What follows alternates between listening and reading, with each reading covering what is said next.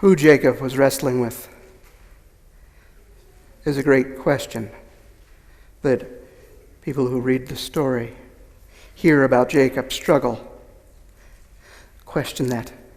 The first thought, of course, is, well, he's renamed from Jacob to Israel because Israel means to have struggled with God.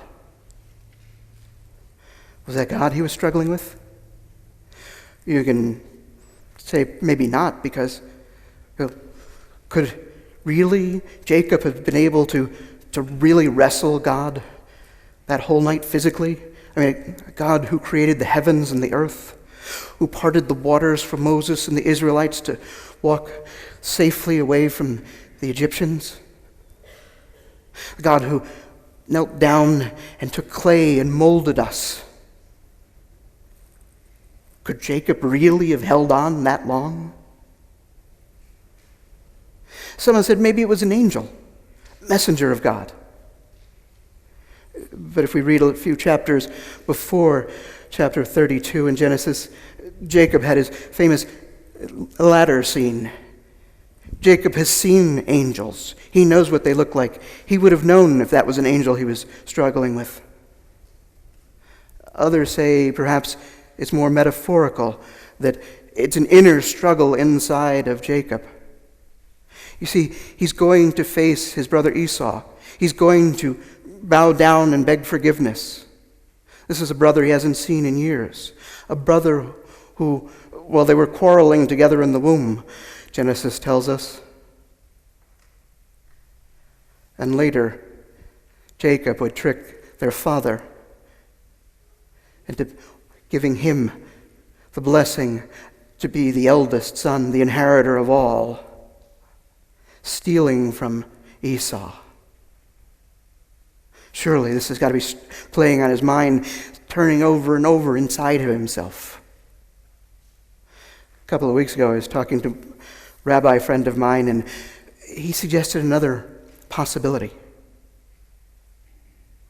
The figure that crossed the Jabbok River that night, crept over in the darkness, and jumped on Jacob was Esau, his brother Esau.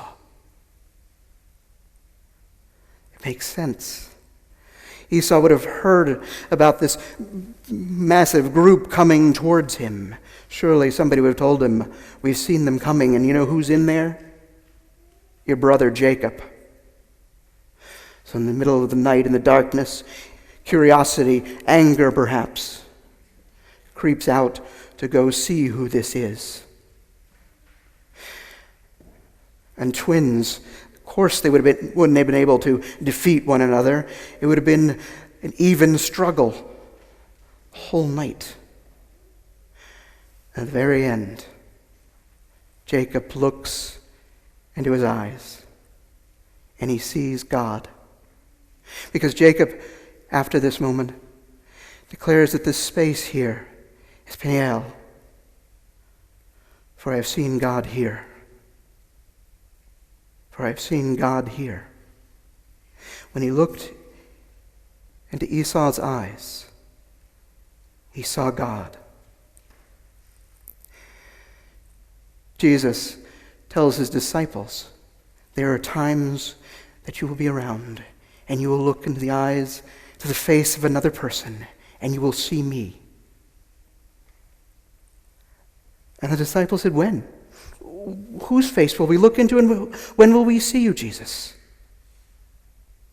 Just after we come out of Dunkin' Donuts on MacArthur, and we're about to get back onto 22, and there, standing at the on-ramp, a fellow who's in that tattered clothes with the little sign that says, homeless, help.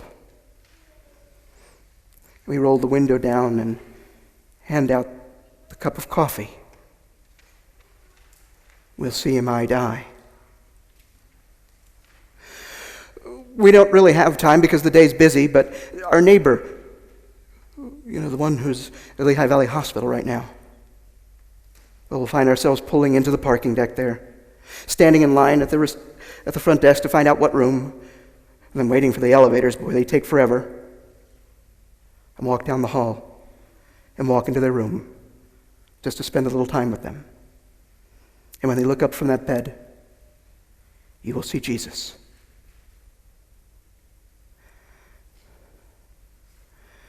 We are called by God to go out into this world, to bear the love of Christ with us. Because the people we meet, the people who reach out to us and ask for our compassion, ask for our love and our mercy, when we do, we will be looking into the eyes of God. Amen.